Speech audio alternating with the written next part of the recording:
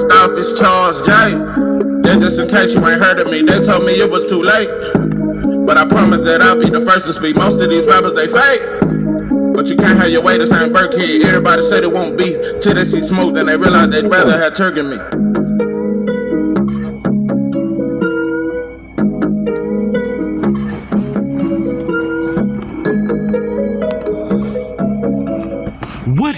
What it do? It's 903 Boxing. I'm your host, Charles J.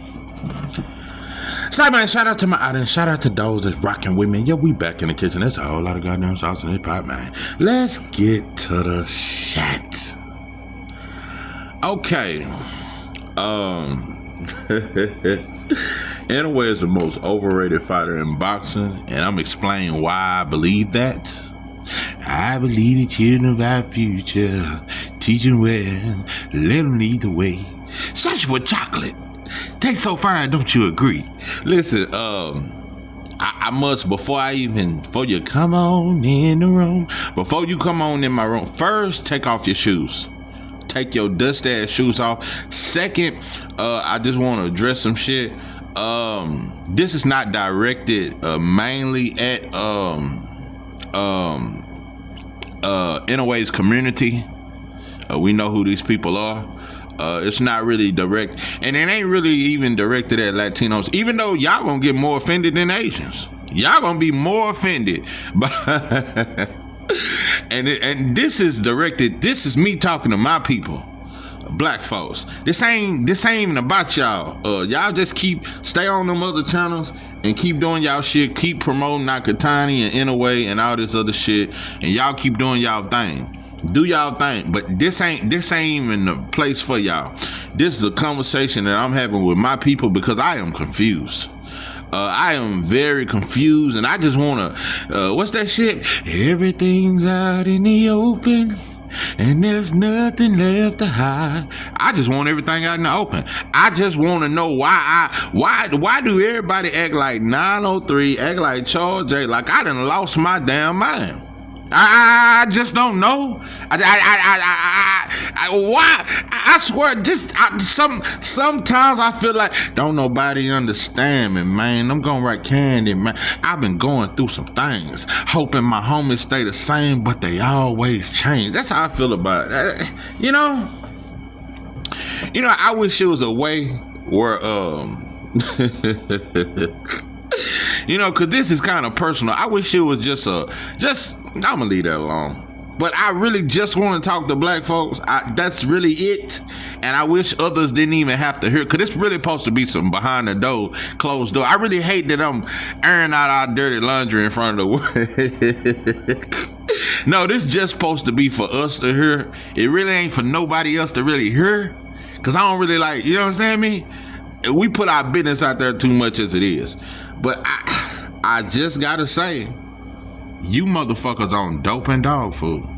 Not only are you on dope and a whole lot of dog food, you motherfuckers don't appreciate nothing. Nah, we can't please each other. We cannot please each other. There's nothing we can do. What made me do this video? And I've done these videos before. I've explained everything it is to say about Inoue. But I just want to read the comment. And I'm not going to say the brother's name. But these comments made me do this video. He said, I hear you, 903. Because I said, I made a post about boots. And I said, keep the same energy when other fighters move up. Since it ain't no more tune-ups, when your favorite fighter move up, he got to go straight to a champion. He can't have no more tune-ups in boxing. Since the whole world has slandered Boots, the entire, especially black fans, have slandered this man's name for taking a tune-up. I don't want to hear no more tune-ups ever again. I think Fatback Fury, after coming off that win over Wilder, the Bronze Bomber, he was considered number one pound for pound for beating Wilder. He was considered number one. And who do he fight after that? Dillian White. I think that was a tune-up. Compared to coming off a win over knocking out Wilder, you fight Dillian White, and then you fight Derek Chisora for the third time. Those are not tune-ups. Derek Chisora is not a tune-up for Fatback Fury when you're considered the #1 pound-for-pound fighter in boxing. Then you fight Francis Ngannou, who I think you lost to. I just want to know, what is a tune-up then? If Derek Chisora wasn't a tune-up for Fatback Fury and Fatback Fury was the #1 pound-for-pound fighter, what is a tune-up? I think Kambosos was a tune-up for Lomachenko. I think Kambosos was a tune-up for Richardson Hitchens. It's a lot of shit, I think, because he was past it. He was a journeyman by then. Let me just get to this. I would not put your name out there, brother, and I don't have nothing against you, and I'm not calling you a sellout or this or that. I'm not calling no names. I just think I want to tap into your mind. In my mind. I want to get into you motherfuckers' brain and the brain functions, and I just want to get into the brain cells and the left side of the brain, right side of the brain. I want to get into you motherfuckers' mind, and I want you to understand what you suffer from. He said, I heard you 903, but Boots better pick it up with the competition. This man was compared to Roy Jones at one point. He's done nothing to be compared to him so far. I'll root for Boots in his fights against any non-blacks, but it's hard defending his moves. Okay. Well, let me just say this. Did Boots compare himself to Roy Jones? Did Boots say, I'm Roy Jones or I'm better than Roy? Did Boots ever say that? Because I don't recall. I remember fans comparing him to Roy Jones. I think a lot of shit about Roy Jones. I think Roy Jones was great.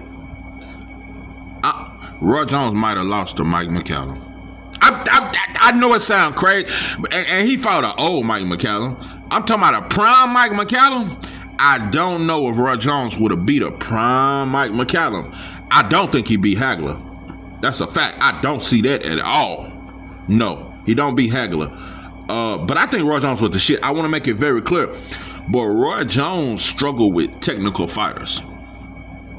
Fighters that can box and that's very technically sound.